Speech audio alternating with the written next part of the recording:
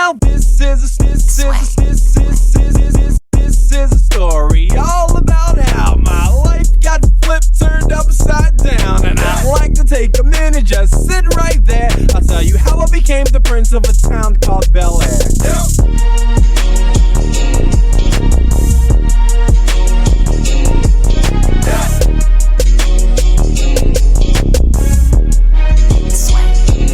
In West Philadelphia, born and raised on the playground is where I spend most of my days.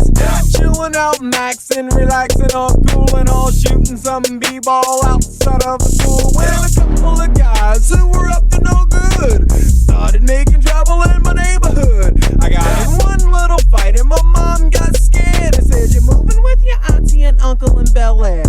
I whistled for a cab, and when it came near, the license plate said fresh and it had dice in the mirror. If anything, I could say that this cab was rare, but I thought, man, forget it. Yo, home to Bel Air.